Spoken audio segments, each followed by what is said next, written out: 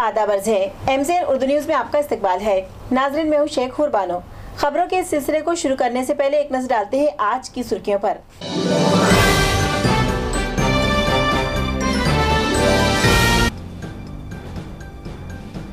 शहर औरंगाबाद में पानी के कम दबाव और कम मिकदार में सप्लाई के सबब शहरियान परेशान व मुश्तइल। लाइन मैन पर हमले, प्रिंसिपल कमिश्नर ने दिया मुलाजमीन को पुलिस की मदद से तहफ़्फ़ुज़ फराहम करने का तयक़ुन।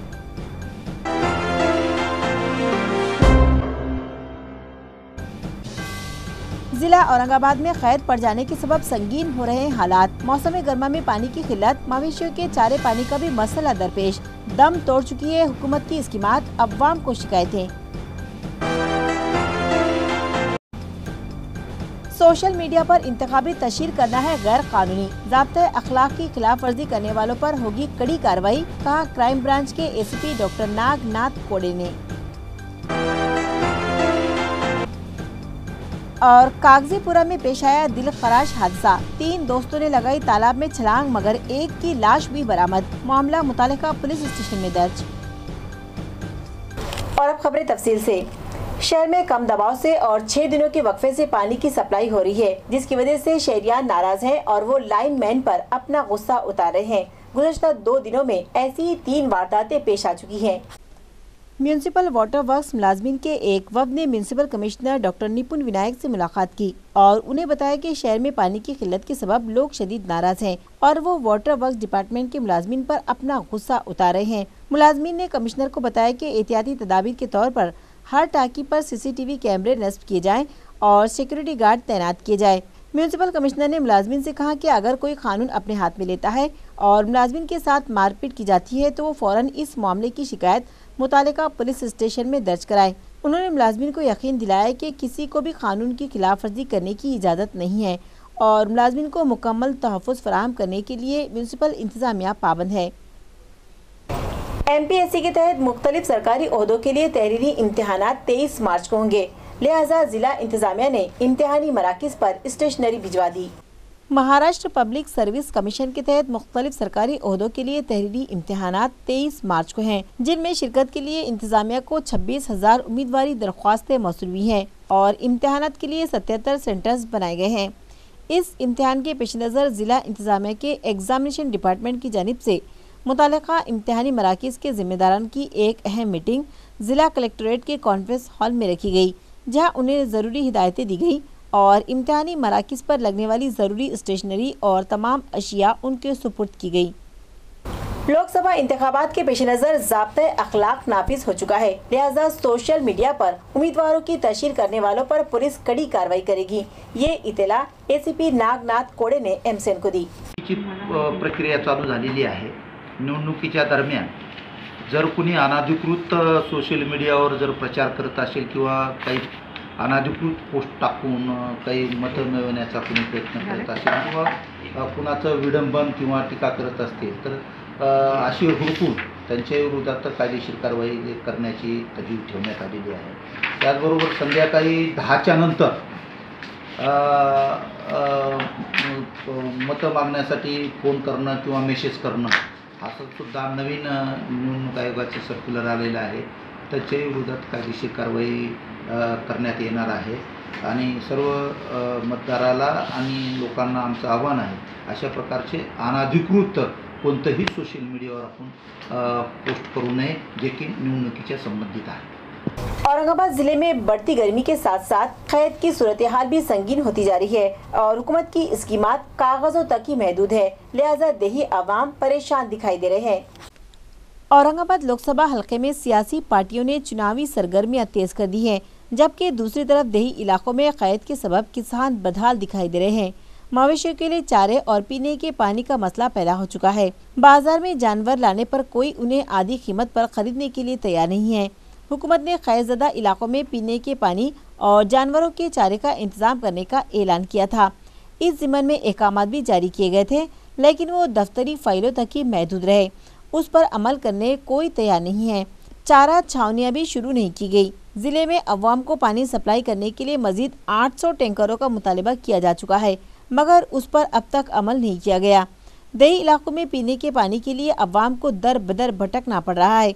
देही मकामात पर कई वाटर स्कीमात बंद पड़ी हैं। उन्हें फौरी शुरू करने की हिदायत तो दी गई थी, मगर उस पर अमल नहीं किया जा रहा है, जिसकी वजह से अवाम की परेशानी बढ़ती जा रही है। घाटी अस्पताल के इहाते में मौजूद आबदार खाना जमीन में धंसता जा रहा है, जिसकी वजह से न सिर्फ हादसे का अंदेशा है, बल्कि मरीजों और उनके रिश्तेदारों के लिए पानी का मसला भी पैदा हो सकता है। नाजरीन, घाटी अस्पताल में रोजाना कई मरीज और उनके रिश्तेदार आते हैं, जिनके लिए अस्पताल के इहाते में सिर्फ एक आबदार खाना ही मौजूद है, मगर वो भी जमीन में धंसता जा रहा है, जिसकी वजह से वहाँ कोई हादसा पेश आने का अंदेशा है। इसी तरह अगर आबदार खाना तबाह हो जाता है तो फिर मरीजों और उनके रिश्तेदारों के लिए पानी का मसला संगीन हो सकता है। यहाँ आने वाले मरीज और उनके रिश्तेदार गवर्नमेंट मेडिकल कॉलेज और अस्पताल इंतजामिया से मुतालिबा कर रहे हैं कि इस जानिब फौरी तवज्जो दी जाए। कागजीपुरा के तालाब में 3 नौजवान तैरने के लिए उतरे थे, जिनमें से एक पानी में डूब गया और उसकी मौत वाक़ हो गई। ये दिलखराश हादसा गुज़श्ता रोज पेश आया। जरा के मुताबिक औरंगाबाद में वाक़ बाईजीपुरा और अल्तमश कॉलोनी के नसीम खान, अरबाज बशीर शेख और मिस्किन खान नामी 3 नौजवान जुमेरात के रोज सैरो तफरी के लिए दौलताबाद और खुल्दाबाद गए थे, जो कागजीपुरा के तालाब पर भी पहुंचे और तीनों तैरने व नहाने के लिए तालाब में उतर गए, लेकिन उन्हें तालाब की गहराई का अंदाज़ा न हुआ और वो डूबने लगे। उनकी चीखों पुकार सुनकर इलाके के अवाम वहां दौड़े चले आए, जो मिस्किन और अरबाज को तालाब से सही सलामत निकालने में कामयाब हो गए, लेकिन 18 साला नसीम गहराई में जाकर फंस गया था, जिसे बचाने के लिए खुल्दाबाद पुलिस ने फायर ब्रिगेड के जवानों को बुलाया। वो लोग नसीम को तालाब से बाहर निकालने में तो कामयाब हो गए, लेकिन तब तक उसकी मौत वाक़ हो चुकी थी। ये मामला खुल्दाबाद पुलिस स्टेशन में दर्ज किया गया है। महाराष्ट्र एजुकेशन बोर्ड के डिविजनल ऑफिस में मुलाजमीन की कमी के सबब कामकाज करने में दुश्वारियां पेश आ रही हैं। जराये के मुताबिक डिविजनल ऑफिस में 39 अहम ओहदे खाली पड़े हैं।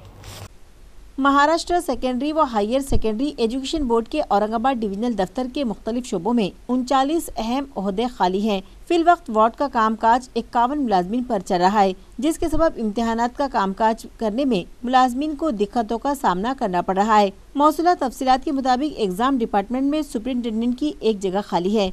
इसी तरह ऑब्जर्वर और क्लर्क की 66 पोस्ट मंजूर हैं, जिनमें से 20 जगह भी खाली हैं। अफसरान के भी 18 ओहदे मंजूर किए गए हैं, मगर उनमें से भी सिर्फ 3 पर तकर्रुर किया गया है और उनसे पूरे दफ्तर का काम लिया जा रहा है।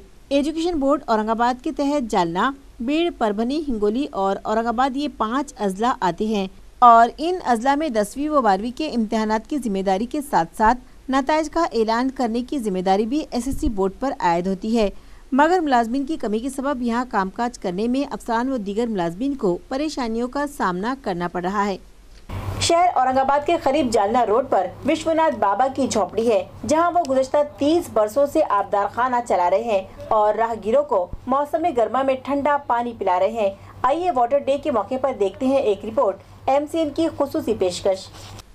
नाजरीन, जरूरतमंदों के काम आना, किसी भूखे को खाना खिलाना और प्यासे को पानी पिलाना कार सवाब है, जिसका अजर खालिक कायनात देता है और आफरीन ने उन लोगों पर जो ये काम बगैर किसी मतलब के करते हैं, वो भी उन हालात में जब वो खुद मोहताज करम हो।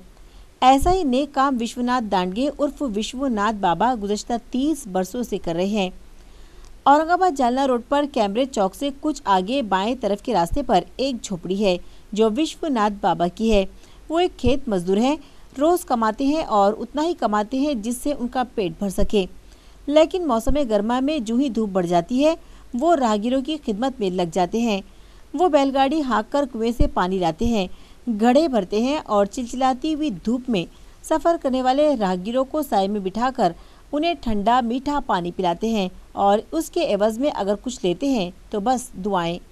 विश्वनाथ बाबा ने MCN की नुमाइंदे को बताया कि आज से 3 दहाइयों पहले ये इलाका एक घना जंगल था और उस ज़माने में बोतल बंद पानी भी नहीं मिला करता था और उनकी हमदर्द बीवी ने ऐसे सख्त हालात में आज से 30 बरस पहले ये आबदार खाना शुरू किया था। फिर वो अपाहिज हो गई और फिर चल बसी। इसके बावजूद विश्वनाथ बाबा ने ये आबदार खाना बंद होने नहीं दिया। ये आबदार खाना उनकी बीवी ने जिस मकसद से शुरू किया था वो आज भी वही मकसद पूरा करने की कोशिश कर रहे हैं और अब अपनी बेटी की मदद से प्यासों को पानी पिलाने का सिलसिला जारी रखे हुए हैं। नाजरीन, आप भी किसी दिन इस रास्ते से गुजरे तो विश्वनाथ बाबा की झोपड़ी में जरूर जाएं। दुआ देते जाएं और दुआ लेते जाएं। हम विश्वनाथ बाबा के लिए नेक ख्वाहिशात के नजराने और उनकी अहलिया को खिराजी अकीदत पेश करते हैं। माझं नाव रत्ना जनार्दन गोडके। आम्ही वडिलांना मदत करतो पाण्याची।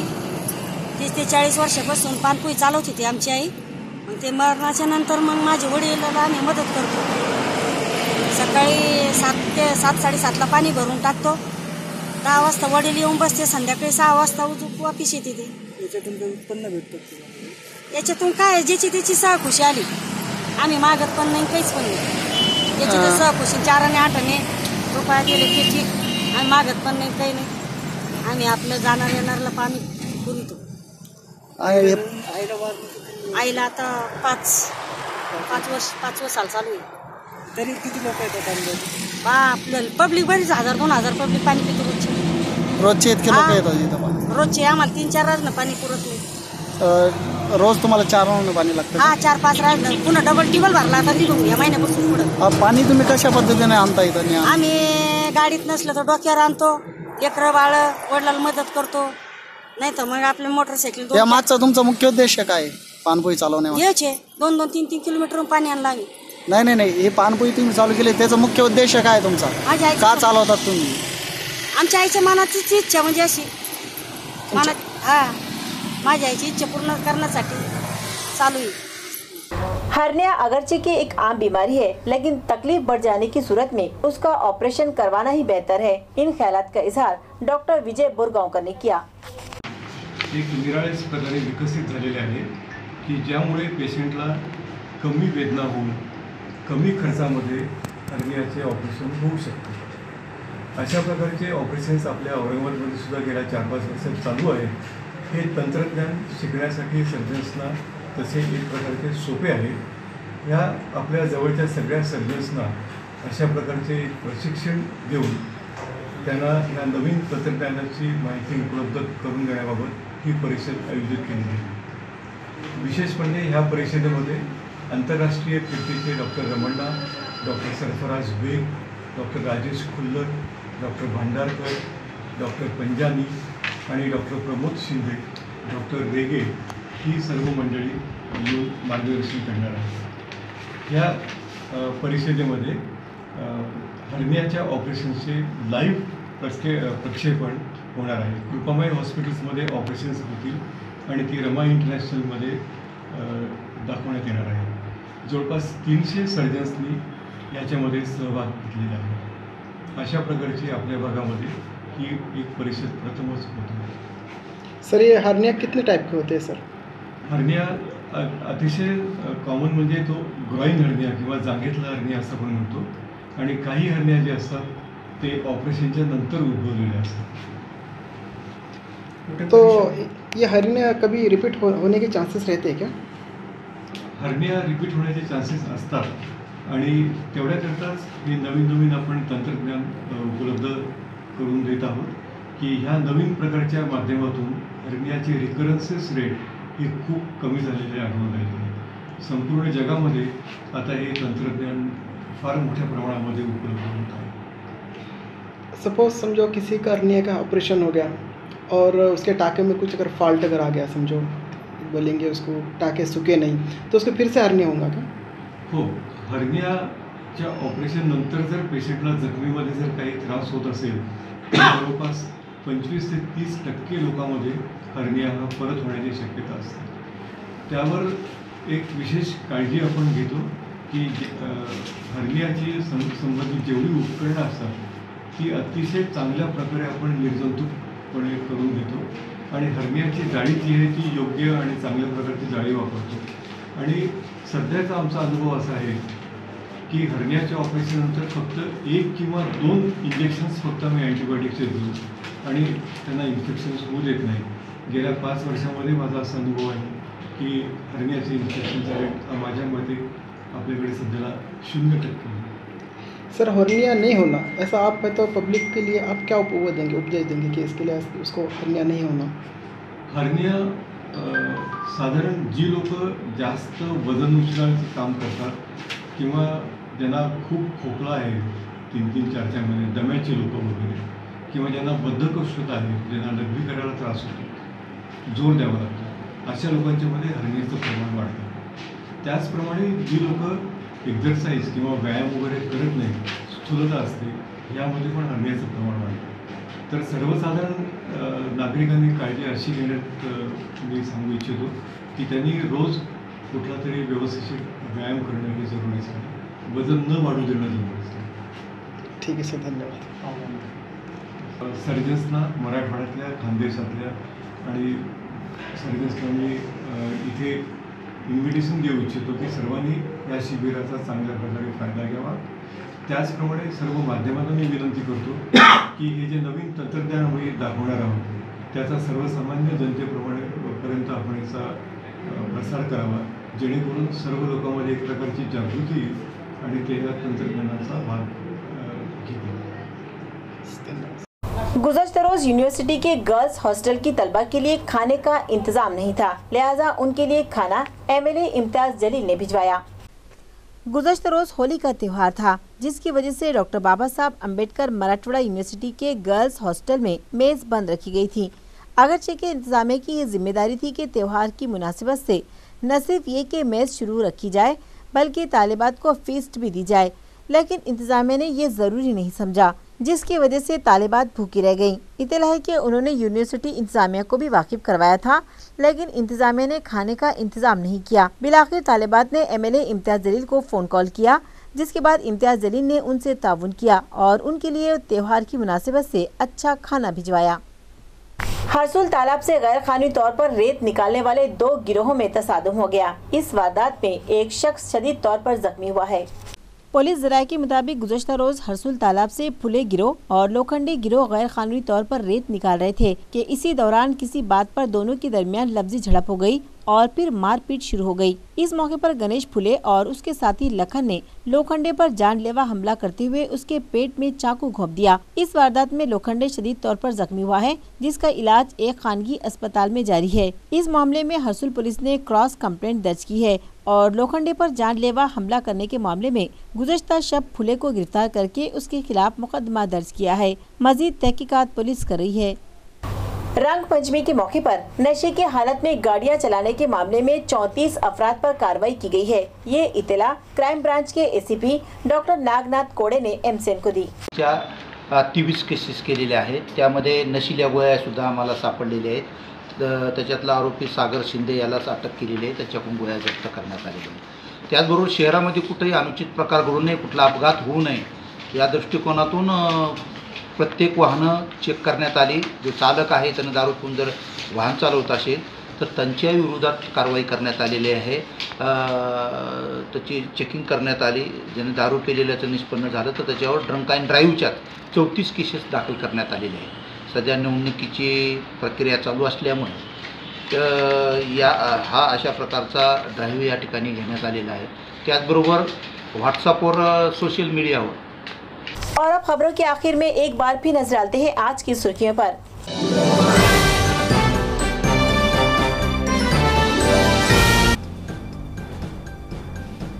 शहर औरंगाबाद में पानी के कम दबाव और कम मिकदार में सप्लाई के सबब शहरियान परेशान व मुश्तइल। लाइनमैन पर हमले, प्रिंसिपल कमिश्नर ने दिया मुलाजमीन को पुलिस की मदद से तहफ़्फ़ुज़ फराहम करने का तयक़ुन।